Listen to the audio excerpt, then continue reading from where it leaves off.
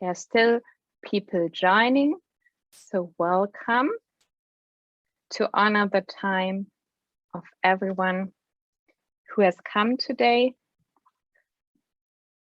I will start. So as part of the Directorate of ISPM and as the host of the ISPM lectures this year, it's my pleasure and my honor to welcome everybody to the first lecture of 2022 of the shared lecture series in health science hosted by BHAM, the Bern Institute of Primary Healthcare, and CTU, the Clinical Trial Unit, as well as the Institute for Social and Preventive Medicine at the University of Bern.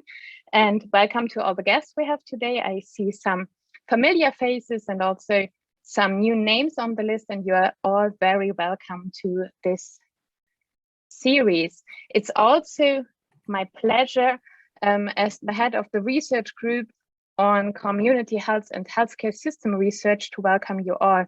This is pretty much the first event since the research group with an endowment by the Lindenhof Foundation has started to work within ISPM. And one branch of us is really working within the paradigm of participatory health research. It's really great that we are going to have 6 lectures over the course of this year that will focus on participatory health research from very different angles and different thematic fields in public health. It's going to be on climate change and participatory health research, on cancer research and participatory health research, on participatory epidemiology, as well as on participatory health research related to lifestyles. But for today, it is even more my pleasure and my honor to welcome our guest speaker. Dr. Diana Schow is tenure track assistant professor at the Department of Community and Public Health at Idaho State University. Apart from that, she's also the executive director of Southeast Idaho Area Health Center, dedicated to improve rural health. Diana has conducted and led me in participatory health research for more than 20 years, and she's going to share some of her more recent experience with us today. She has worked on issues related to rural health in settings with underserved communities in the United States of America, Peru, and across Europe. So thank you very much, Diana, for being with us here today and for introducing us to two of your current projects. You will give a presentation first, and then afterwards we're going to have 15 to 20 minutes of discussion. So if people would like to ask questions, please feel free to use the chat as well during the presentation. We will return to the chat at the very end of your presentation to answer questions.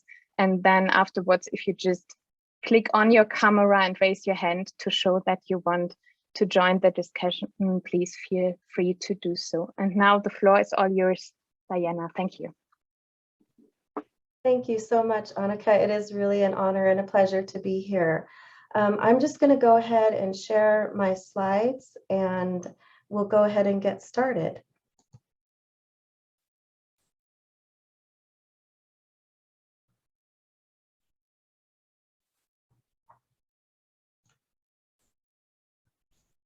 Okay, can everyone see that?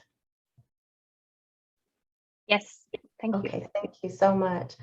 I just want to thank you so much for allowing me to be here to share my research. This is such an incredible invitation, and I couldn't be more happy to share what I love to do. The topic of today's presentation is participatory research, gain trust, gain equity, and trust qualitative design. And before I talk about the 2 research projects that I've recently completed, I want to describe the type of research that I do. By the way of some background, I've been working in social justice and health equity since the early 1990s. And what I've learned along the way, in really very personal terms, is that we cannot extract people from their cultural and social contexts. If we want to understand individual behavior and health outcomes, we have to consider their social determinants of health. And if we cannot take people out of their complex and difficult social contexts, how do we understand people in a way that helps us build really great interventions that improve health outcomes? Well, researchers like myself say that what we need to do is more effectively understand those contexts. And we do that by dropping ourselves right into the middle of them. James Bradley is one of my favorite anthropologists, and he proposed many good ways of dropping yourself into context. He talked about knowing people on very deep levels and inquiring deeply and taking the time to do that, getting to know what people know, and if at all possible, walk a mile in their shoes. I really appreciate this quote here that you see up on the screen. Wanting to get to know the way people know things from their perspective and understanding the world from their view and how they interpret their lives. And I know that that's a really pretty tall order, and it takes a lot of time. It takes time to gain trust. And if we're going to ask very personal questions of people and ask people to tell their very personal stories, we have to honor them by taking that time. And there are many established approaches to gaining trust, and they are frequently based in participatory action research. And participatory action research is research that seeks to place power with and enable individuals and communities to advocate for themselves about a particular topic. And this means that they are involved in many aspects of the research process. Participation means that community members and individuals might help develop research questions, help develop methodology, help collect data, help analyze data, all of those kinds of things. And I've conducted this kind of research successfully on both long and short-term projects that were both large scale and small scale. So it's, for me, no matter the size of the project, participation adds value, and I believe it is what helps us move towards health equity. It really does transfer to most places. I've worked in the United States, I've worked in Peru, I've worked in Europe, and it transfers beautifully as long as people want you there. And you have to give people a reason to want you there. Today, I want to introduce one kind of participatory research that I've been using since 2011. And in a way, it helps me with getting people to want me there, because it also respects their level of capacity, and it respects the level of the capacity of the researcher themselves. And it's called research as intervention. And this speaks to 2 points on the flyer that I was talking about. It's a form of participatory research that enables you to work with limited capacity. You still engage people in a really meaningful way to get the most out of your qualitative research design, but you don't have to engage them in every single aspect of the research process. Ideally, if you could, it would be great, but sometimes you can't. But you are very obligated to engage people as much as possible in ways that make sense. So research as intervention holds 3 things very sacred. And the first is that it's there to change knowledge and practice of research participants and also stakeholders. So participants are those that we collect data with and from. Stakeholders are those who have a vested interest in the data and the interventions that are built from that data. The second thing is that participants and stakeholders must have a say-so in research questions, data collection, analysis, and implementation. They have to be part of that discussion because it has to be meaningful to them. It has to serve their purpose, or they won't want you there. The third thing is that data collection is actually part of the intervention. What we say is that when we ask questions to involve stakeholders, we know that asking those questions is raising their consciousness. When we ask interview questions to participants, we know that it is raising their consciousness about the subject at hand. So because research as intervention is designed to solve immediate problems in complex social contexts, we have to deal with the here and now. And the best way for me to do that, and the way I love to do it, is to work at the intersection of university and community. Doing this provides a pipeline for two-way knowledge growth and translation between academics and the community. And the spokes around this wheel here on this slide represent the key dynamics that shape how I like to do research as intervention. I involve students in the research process. I take research results into the classroom, and I really rely heavily on partnerships. And all of this informs the interventions that are created and put out into the communities as soon as possible. And students are a critical part to completing the data collection and the implementation of interventions. So to add, in the way I work, I take a very subjective approach to research as intervention, and I spend a lot of my time doing qualitative research to gather data, to understand people's stories. And this really means that I operate under the premise that there's no real configuration of social contexts or circumstances that can be precisely mirrored anywhere else. The results of the kind of research that I do are meant to help develop interventions for each circumstance. And they can be used to inform future interventions, but those interventions should also be tailored to communities. So just as we believe we can't take people out of their context, I believe we can't take research out of its context. I don't work in controlled environments or with controlled experiments. And that means for me, it's okay to get to know participants on a personal and individual level. It's okay to talk with them and be involved with them. And that is where great stories come from. That is where I learn people's stories and how they experience the world around them. And from those stories, it's where I can understand where real issues with health equity come in and what we can do to address them.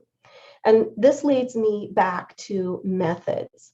This type of research works really well with qualitative methods. And what are those? They're based on research questions that do three things.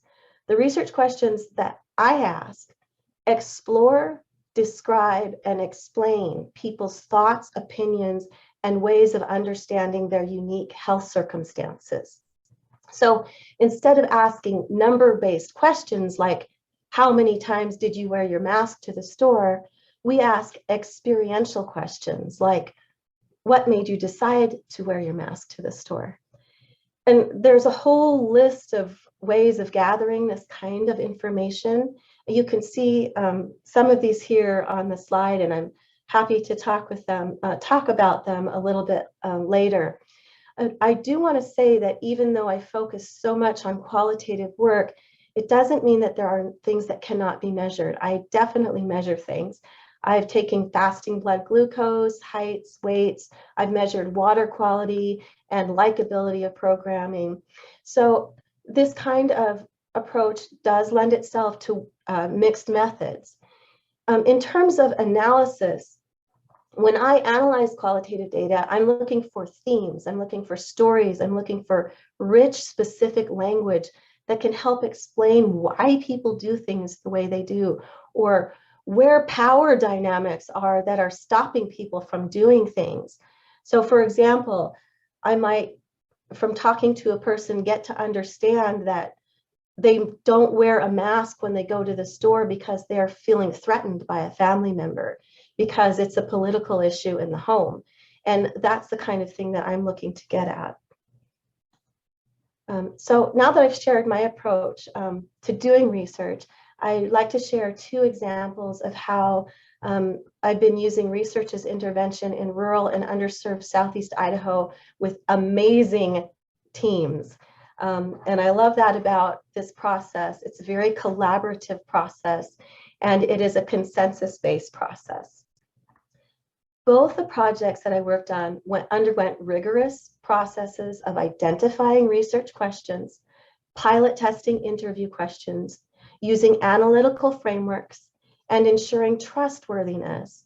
And trusting qualitative research involves two very important things. The first is establishing an audit trail. You need to be able to say when you did what, how you did it, and why you did it. So you have to document your whole process along the way. And the second thing is that using at least two forms of data collection for triangulation. So the first project that I worked on is Communivax. And this is a part of a 5-state research coalition funded by the Johns Hopkins Center for Health Security and also the Chan Zuckerberg Initiative. And if you're not familiar with Chan Zuckerberg, think Facebook. That's Mark Zuckerberg's foundation. Our project was designed to make sure that communities of color got equal access to the COVID-19 vaccine and that they had a voice in future public health decisions, because research's intervention for me is about the long term, and it's about advocating, helping communities advocate for themselves. So we conducted our research because in general, in the United States, in 2020, it was assumed based on early data that vaccine hesitancy was higher and acceptability was lower in communities of color. And these communities absolutely did and still do experience higher rates of hospitalizations and death in the United States because of COVID. Early on in the pandemic, seriously ill Hispanic, Black, and Indigenous individuals ended up in the hospital because of COVID-19 complications at roughly 4 times the rate of white people. So this research that was conducted, it was conducted in and around the communities of American Falls and Aberdeen. These are very rural communities, and they have that's approximately a 1,600 square mile area of land with a population of 16,000. 31% of this population is Hispanic, and some of them are undocumented. They are not in the United States legally. You can see from this photograph, and you'll see that I use a lot of photographs because I believe stories can be shared better alongside pictures, that this area is an agricultural community. It's about 20 miles from where I live. The top industries are agriculture, agribusiness, food processing, transportation, and warehousing of food. It's about potatoes, it's about sugar beets, it's about farming, and many of the employees at these farms are Hispanic. The rural nature of the communities contributes to the fact that they are health professional shortage areas. That means we don't have enough primary care providers, we don't have enough dentists, and we do not have enough mental health care providers.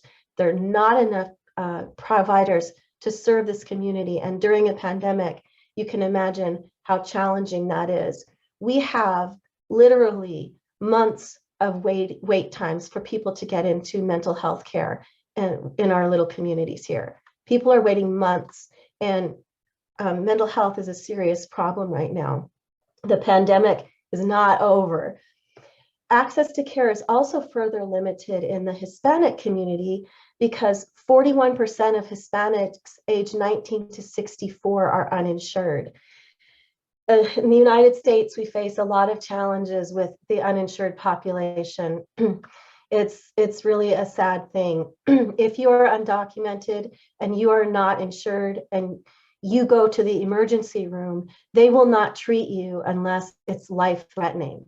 And I know of cases where people were turned away and they had to go all the way from Idaho back to Mexico for treatment for very serious stage 4 cancer that they did not consider life-threatening. So it's a real problem in our communities.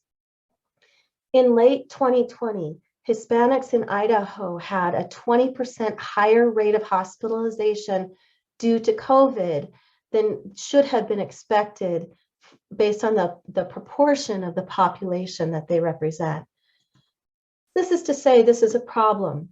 And I will just throw up a few quotes here and there so you can see the kinds of stories that people share with us. This person said, my grandfather thinks he had COVID, but because he was undocumented, he works really hard. He works in the dairy. He's trying to contribute to society, but he never got tested because he has no insurance. He went to the clinic. The clinic told him that he could not get a COVID test because he didn't have insurance. Well, that's just blatantly not true, but that's what he was told. And so we definitely have health disparities around the subject and the issue of the COVID-19 test and the COVID-19 vaccine.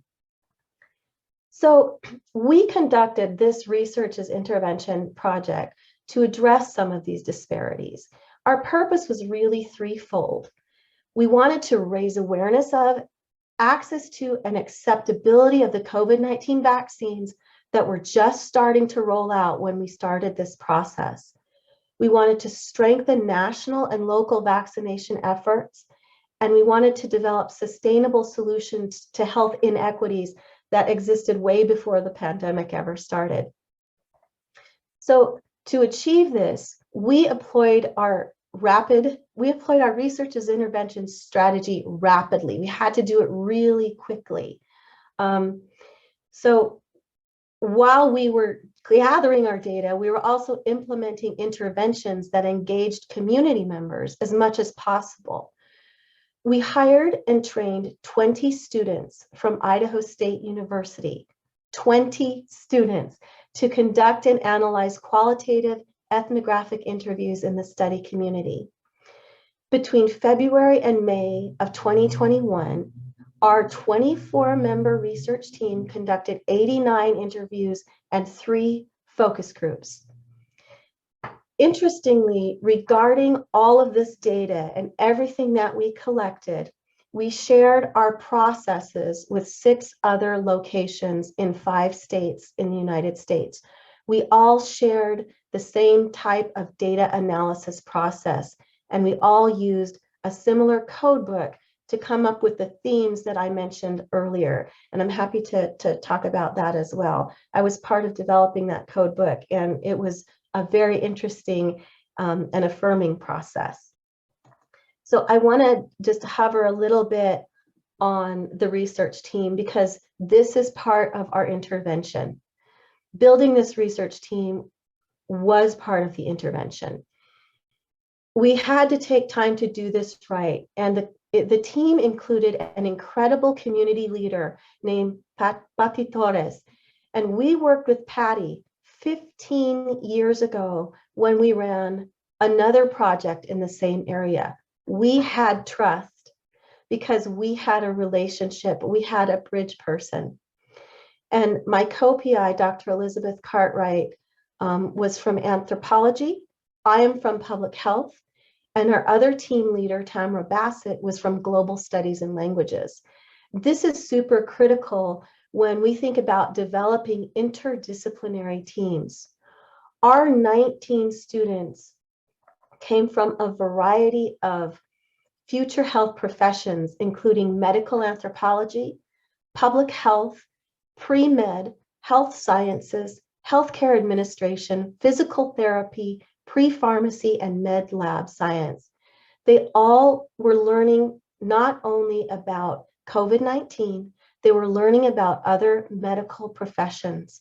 It was an opportunity to share what public health is and how it is done to with and for future healthcare providers.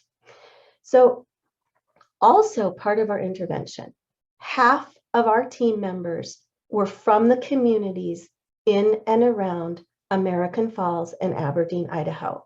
They are students of higher education who are bridges between the university and the community that we were working with. They are the voice of their community, and they supplied information and cultural and linguistic expertise relevant to the project. We interviewed the students as part of an intended intervention to raise their consciousness about what was going on in the communities and within their families, and asked them to think about how their families thought about getting a COVID-19 vaccine. Were they hesitant? Were they not hesitant? Were they really excited to get it? What were the challenges? What were the gaps? And we knew that doing this would immediately take information back to families in the communities and start raising conversation about the vaccine. On the national level, we met weekly with all of our project stakeholders from Johns Hopkins and Texas and Alabama and California and West Virginia. And these meetings allowed us to inform other teams about our work and vice versa. And this also was really great for our students because they had amazing access to leaders in public health and disaster management.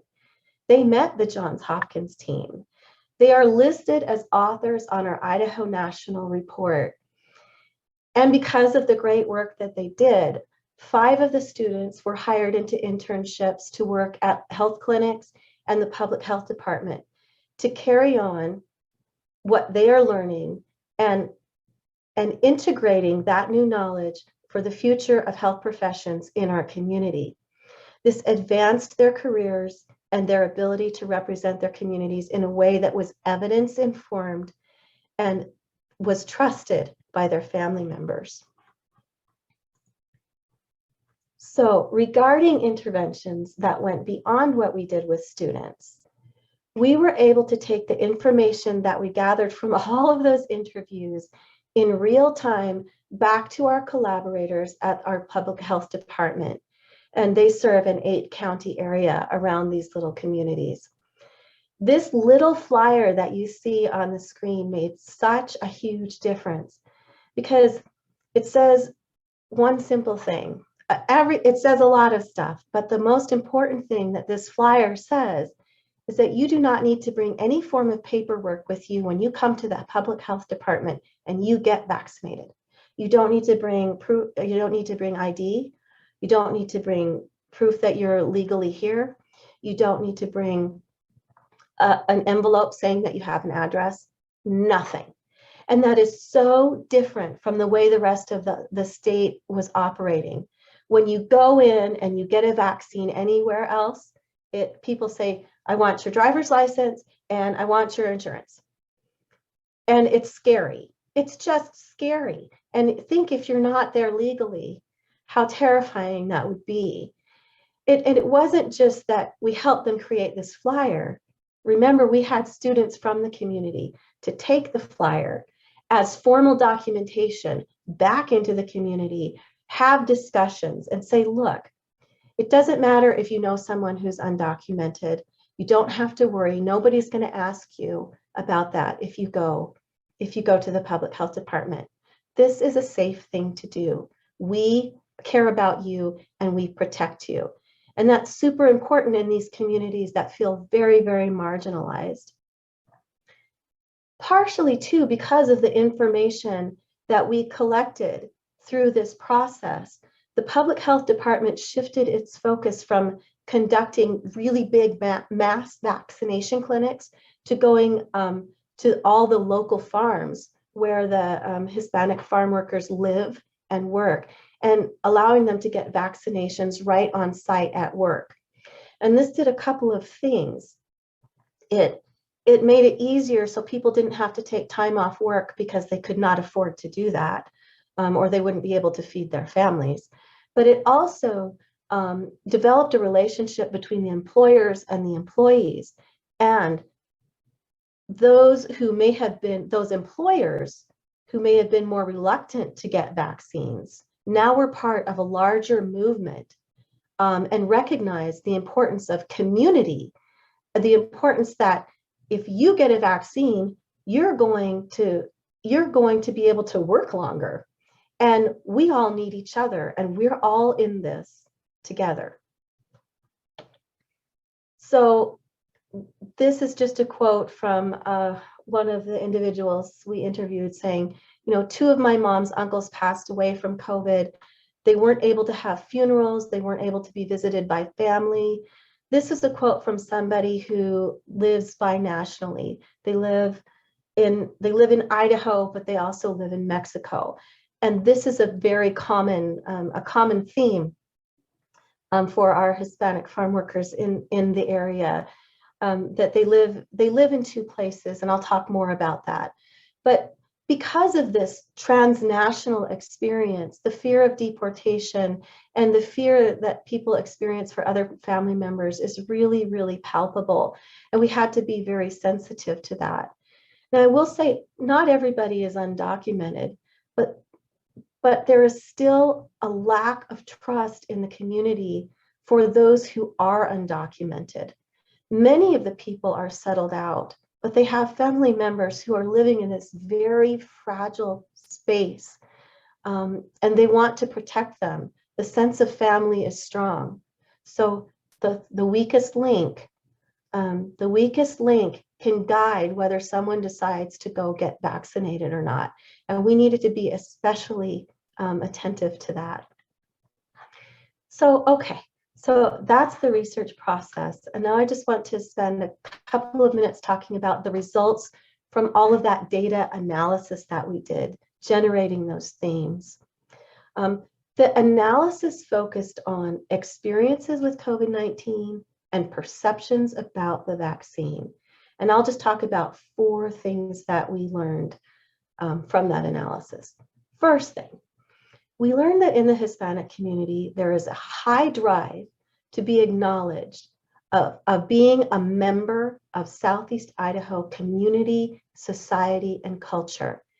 And the way to do that in Idaho, because we are all about rugged independence and working for yourself and making things happen on your own, the way to do that is working as hard as you can, even in conditions that could lead to you getting COVID-19 and getting sick and possibly dying. And that happened because people did not want to stop working.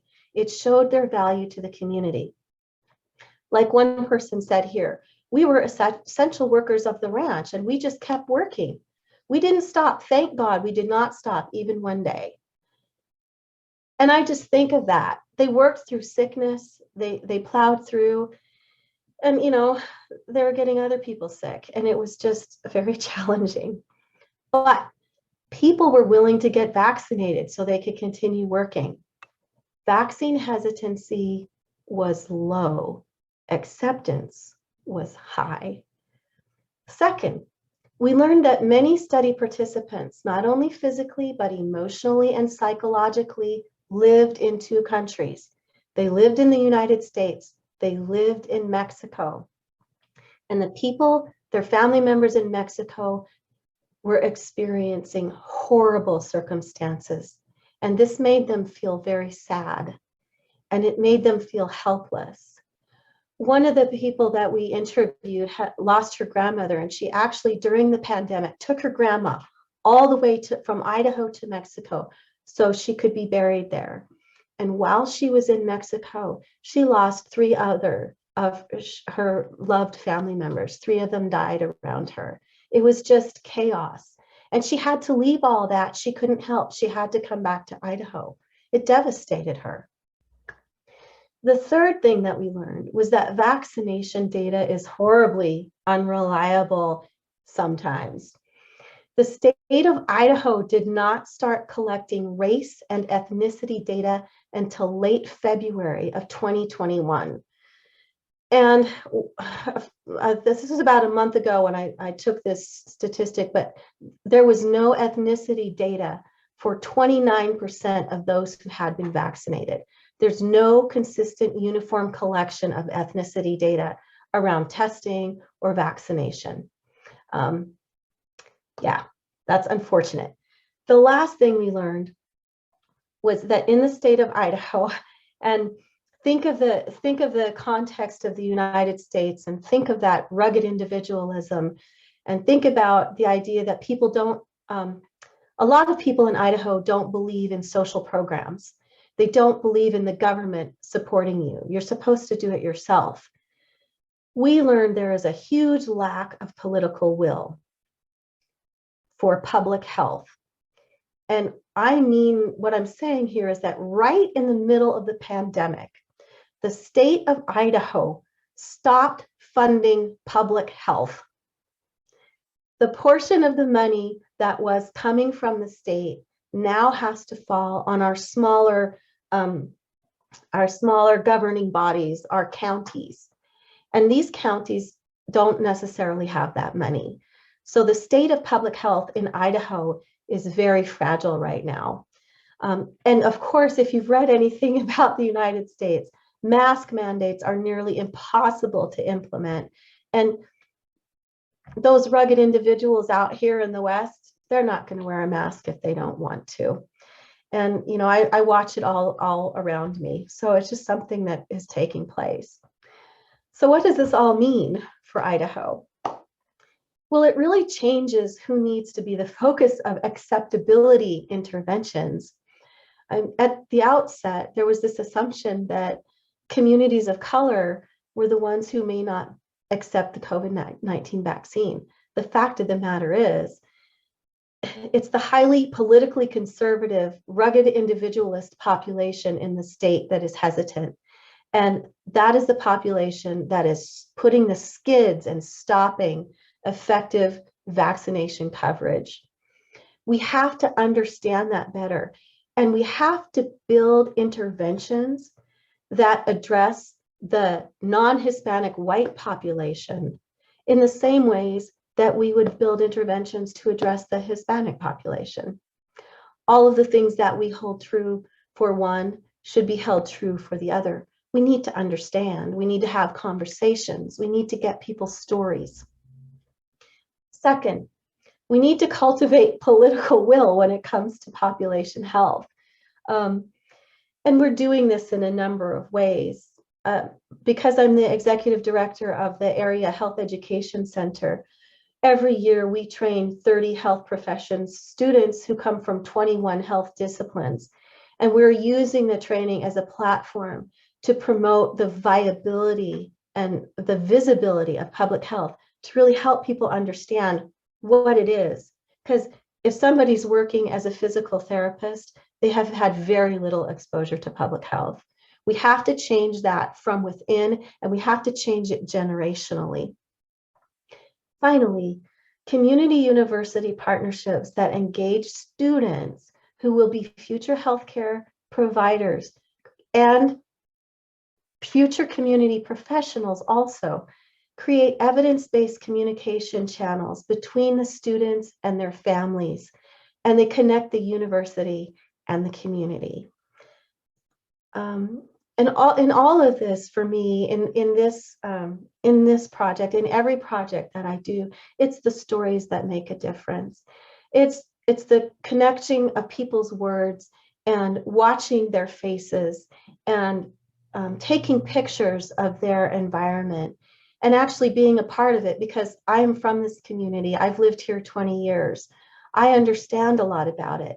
It is my insight into that I believe gives me the ability to work with the communities, to build that trust, to create environments where people will share stories with me that I know are trustworthy. Qualitative data has to be trustworthy. And it comes from the building of all of these kinds of bridges. And I really like this quote from this individual. You know, it is about health equity. It's about giving everybody and not equality, but equity, the equitable opportunity to get access to the vaccine, to live a happy, healthy life, to be the people that you can be in the environment where you want to be. So I will stop with that, that example, and I want to provide one more example.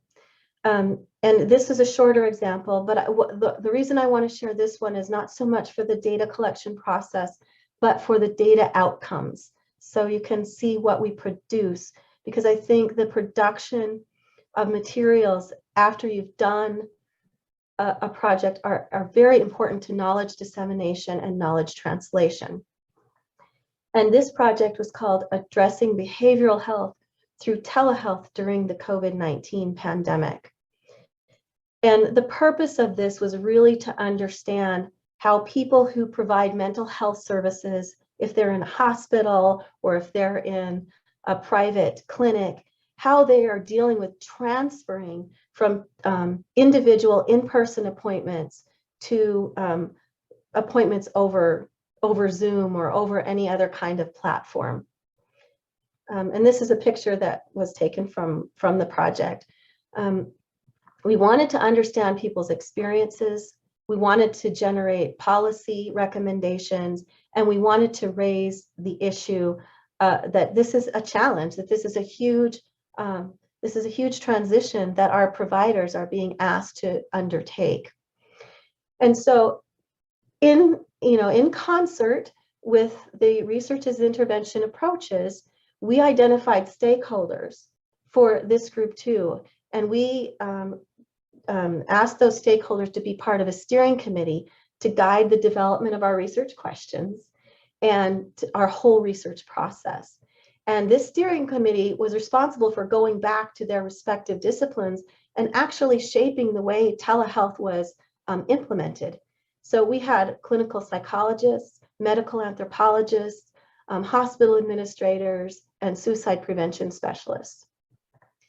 We met regularly, we developed research questions, we developed a conceptual framework, and we developed the methods. And in this methods section, what we did was we did interviews, and we also used a words or pictures activity. And what this was an activity that asked providers to either take photographs of the world around them and what they were experiencing, or to write in a diary for a week. And this took about 2.5 hours of time, and we worked with 7 different providers. And we also were able to give $100 to each participant's organization, which helped them as well. And just for quick reference, the dark orange section here is of the state of Idaho is where the providers came from, 4 female and 2 male. What we learned from doing this was that our legislators really needed to hear from providers themselves about the importance of not rolling back new freedoms that they gained with being able to provide telehealth. A lot of the rules were lifted, and it became a lot easier to work over the digital platforms. We learned that clarity needed to be brought to the kinds of platforms that were okay to use, and that it's important to mix. The provider said, look, we want to do telehealth. We want to meet with our clients over Zoom, but we also have to see them in person. So how do you convey that message? What are the different ways that you can talk to legislators to get your messages out? We compiled a list of 100 policy and decision makers in the state of Idaho that we felt needed to hear the messages that these providers were sharing. And we developed a report, but very few people read reports. So we developed a poster, beautiful poster, full color, that spoke to Southeast Idaho. This is a picture of Southeast Idaho. And we also developed a short video that we sent to all of them. And we believe that doing this has really improved conversations about what providers need. So for the last 3 minutes of this presentation, I'm just going to show you this short film that we produced. It is intentionally not polished. It is intentionally the story of providers as they told their story.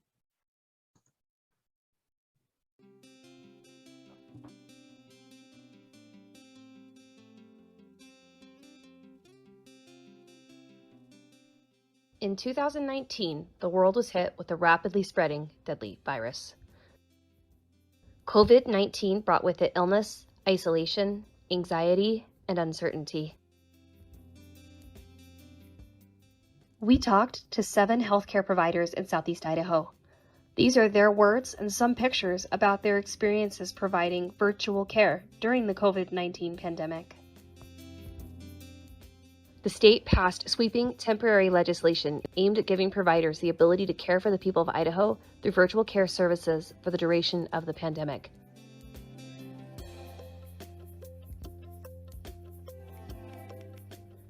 Yet providers were left with unanswered questions.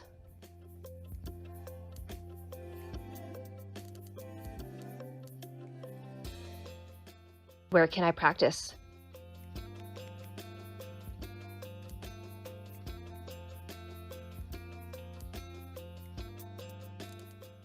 Will I get paid?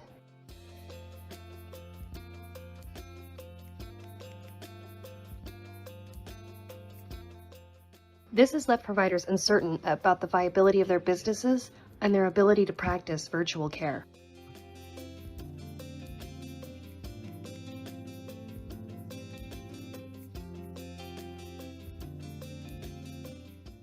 Idaho is largely rural. Providers serve large geographic areas and have been able to increase access to care through the implementation of virtual care.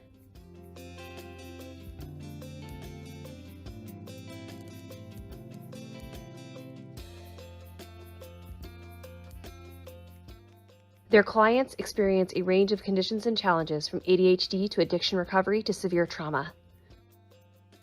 Providers have learned to creatively implement new ways of treating their patients within the confines imposed by the pandemic, while coping with increased demand for services. They have adapted traditional therapies such as MAT and EMDR over video platforms.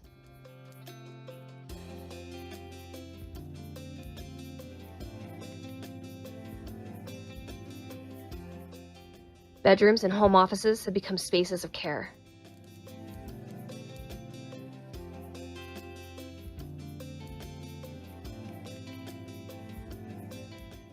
As COVID-19 has increased the demand for behavioral health services in Idaho, virtual care has provided much-needed access to treatment, especially for our geographically distanced people. We must continue to support our providers as they support the people of Idaho. What is going to happen with virtual care in the future?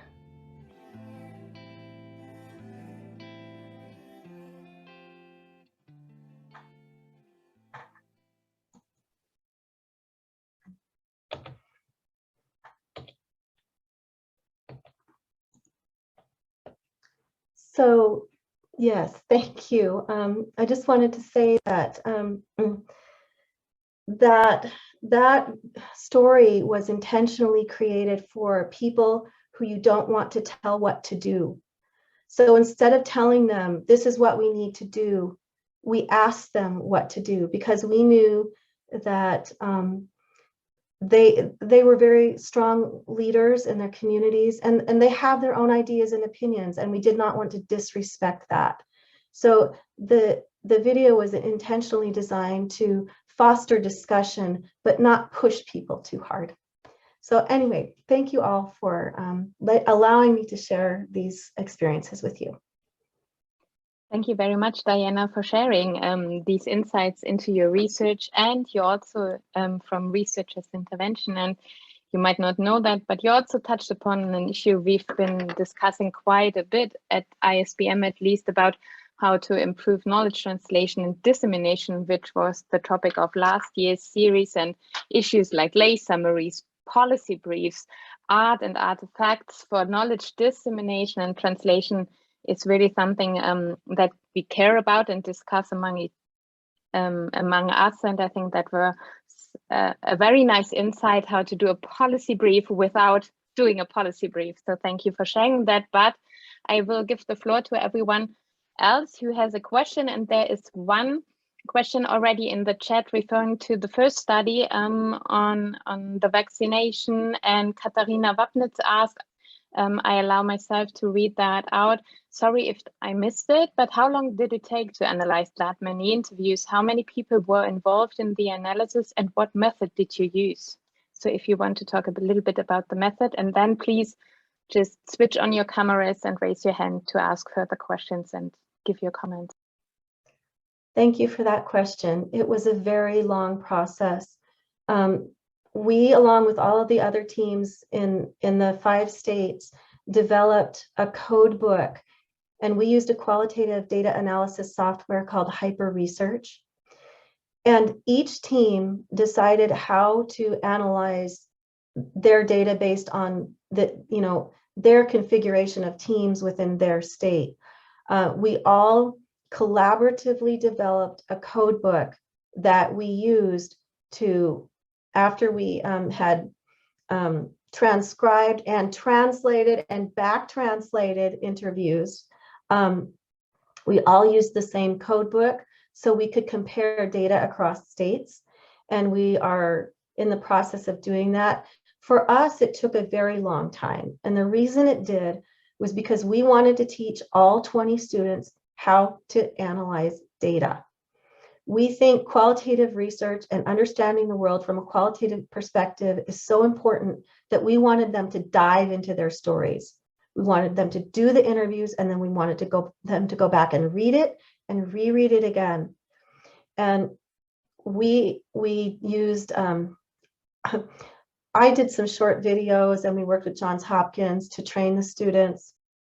And then we had, we had the students do the first round of coding. And then we went back through with 2 expert coders.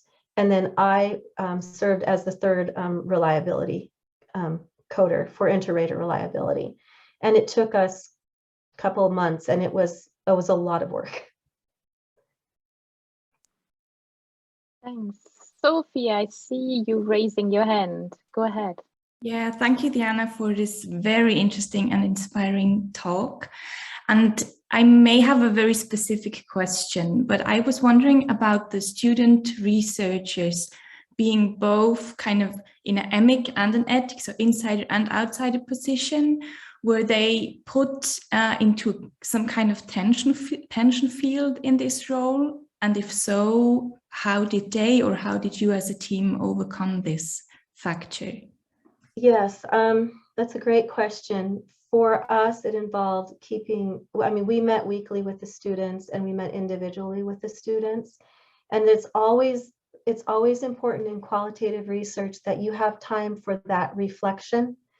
And if you don't sit down and do debriefings, and you don't do that kind of reflection or provide that opportunity for students or anybody to talk, any team member, then you do run that risk. What's important is that audit trail and that self-assessment. Because this is an emergent process, frequently we would shift gears with some students. Some students would say, I'd like to do this. And then they'd say, oh, this is happening with my family member. I need to deal with it. I mean, we were dealing with real-time things too, real-time COVID events. And so we were very sensitive to that. And I think the way we got through it was by being very attentive.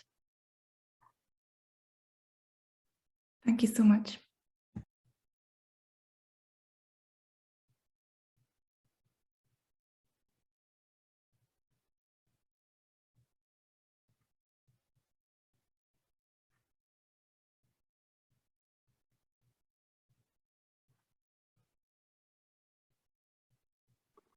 Are there any further questions? If not, if I don't see anything, anyone, yeah? Maybe I can go forward with these students. Were the students paid, or was it part of their compulsory schoolwork? Because you cannot, we often work with students, but they have to write a report, and it's hardly possible that 20 students write a report on the same project. So how were they rewarded, or how did it fit their schedules? We paid them. We paid them, and we gave them as much as we. I mean, we feel like this whole project was an investment in the community, and these students, the students in Idaho are non-traditional. They have families. They may be the first generation college students. They need financial support. So we paid them, I believe it was $15 an hour, which is quite a bit for Idaho. And we also gave any one of them who wanted or needed one a laptop for the rest of their student involvement at Idaho State University. They got a laptop. So we were really invested in the students because we believe this was part of the intervention. And we did this with grant funds.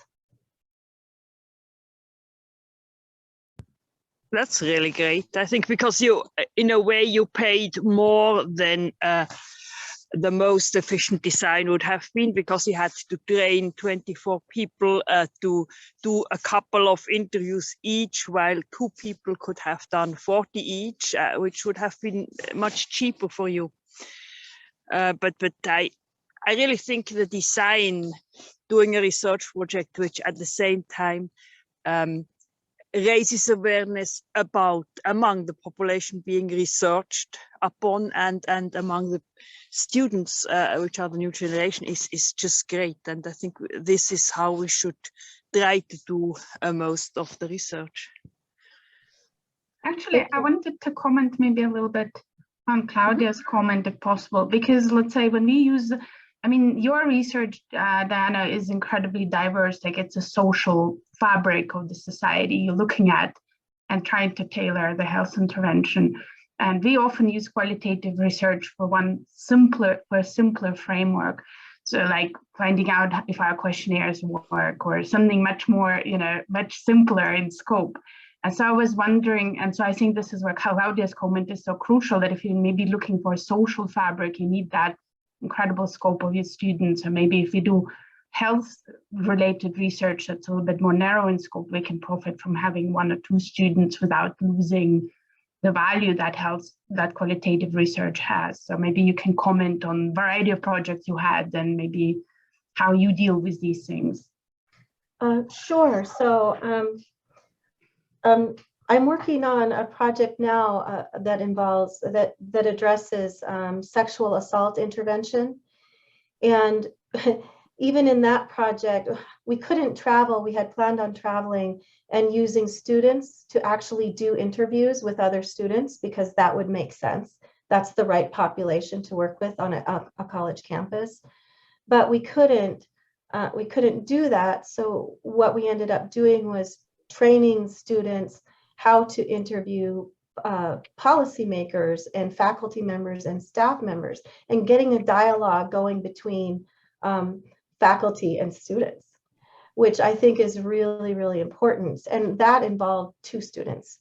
So this is a much smaller scale, but we piloted interviews. It's building ways for people finding ways for people to interact where you feel that consciousness needs to be raised about an issue, where you want to start a dialogue. And so for those questions that might be a little smaller, like our interview, we interviewed 6 individuals on 2 campuses, and it was just a smaller scale project, but we still managed to involve 2 students. Did that help? Yeah, it does help, because that's kind of typical group we work with, but we still can do the patient brochures and create important work that probably would not be possible without the qualitative research. And maybe another methodological question. You mentioned the resources that you guys use to train the students. Let's say, could you maybe recommend things that also we could in Switzerland access or look for when we train our students to do qualitative work? Well, I use in my classes, I use the simplest qualitative data analysis software that I know of. It is cheap for students. I bought, when I was working with Annika, Dr. Fraza in Germany, this is the data analysis software that we purchased. And it is simple, but I think there's beauty in simplicity. If you get a complex qualitative data analysis software, it will distract you from people's stories. I use it as a way of organizing people's stories, not as a way of trying to say 7 people said this and 14 people said this, because then I'm slipping into this quantitative realm. So hyper research is what we use, because it has free tutorials that they are in English. I don't know if they are in other languages, but you can walk students through it, and they get to know just enough that they still stay attached to the interviews and the documents that you put inside of hyper research. So I definitely recommend that. Thanks. Nicola, I see you have your hand raised. Hi, Yes. thank you so much. Thank you very much for that, for your presentation. And I'm really sorry, I wasn't able to attend all of it. So I hope no one's asked my question already. I'm actually doing some work with Annika at the moment. We want to start up a population-based cohort in the canton of Bern where we work. And we have obtained the funding to do this and to do the development and to set it up. So my question is really, when you're doing participatory research, do you do the research as part of the grant funding proposal? Because once you've already got a proposal and you know what you want to do, in one sense, it's no longer participatory because you're not really asking the community what they want. And I've always had this sort of difficulty of knowing at what stage do you start. And given the fact that we now have the funding and we want to start, where would you go in at? We want to do a feasibility questionnaire first. Thank you. I'm really, really keen to hear your answer. That's a really hard question. I think you just have to balance. This is why I like research as intervention, because it reminds you that you work with the capacity that you have and you engage the community where you can. I'm not sure the topic of your research, but the first thing to do is from my perspective, would be to ask the community what their perspectives are on it and get them engaged in the topic. And to me, that is part of the research. It's going to be about pandemic preparedness, about finding out about COVID, where we are now, and how we're going to get better prepared and get people. What we need in a cohort study is for people to get engaged and want a commitment to a long-term participation in research. And the idea is that by engaging people from the very beginning, we find out what would actually make sure that they are interested enough to stay engaged. Mm-hmm. And I think that and sorry, I hope I'm understanding correctly, but I think you just have to jump in. You have the resources, and this is what you have to do. And jumping in and finding a way to recruit people who want to be involved is the most important thing. Did I understand that correctly, or Yeah. am I missing the question? Okay, because I agree. It's like, well, you already know your subject, and that's the challenge. Is that right? Yep. Okay. Yeah. Well, like for example, when we worked at the Hispanic Health Projects, we knew the problem in the community was diabetes. Mm-hmm. But that's really not what people were interested in talking about. Mm-hmm. People were interested in talking about jobs. They were interested in talking about, how to feed their families. And so that's where we opened discussions. And eventually we got to diabetes, and we built this whole fabulous program, and we built a community health worker program, and we opened Saturday clinics so people could get access to care. And so, but start where the community is at, even if it seems like it's a little off topic. Okay, that's great. Thank you very much. So I think we have time for one last question. Anyone else who has a comment or question to share? If not, then following on Nicola, Diana, you mentioned that even in the US, ethnicity data throughout the COVID pandemic was not standardized, measured, and late on they started in Idaho. So any recommendation really I know that we are on a very different scale when it comes to method, but any comments you would have, any recommendation what could be done better in future cohort studies like the ones planned, or any information that you would have liked to have on ethnicity, what to collect, what kind of information and how to collect that, I would appreciate any insights. This is, you know, this is a question that is a sensitive question because people don't like to be asked their ethnicity. It's offensive sometimes. Some people are very proud of it. You know, you just don't know, but also some people don't feel comfortable asking the question. It's a loaded question. It's especially for us in the United States, and especially in communities where there are, you know, racial and ethnic disparities. You know, structural racism is a thing. And so I honestly, we've talked a lot about this, and in the United States, our public health system is not, it's disjointed. It's not as aggregated as it is maybe in the European Union. And so for us, we think, you know, how can you standardize asking these questions? But it falls down at the state level because each state gets to decide, and each public health district actually gets to decide what kinds of questions they're going to ask and how. So I don't have a good answer. When you have the answer, will you tell me?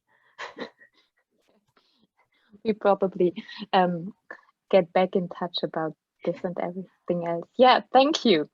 I have a quick look at the watch, and it's 5:07. I thank everyone who is still with us, and I would like to close the discussion not without recommending to join the future presentation. The preliminary program has been set up. If you are a guest today and interested to join future presentation, please get in touch with our teaching office on the website of ISPM and feel invited to join future presentation as well. Diana, thank you so much for the insights. That was very valuable and very interesting to hear. Thank you. Thank you all so much.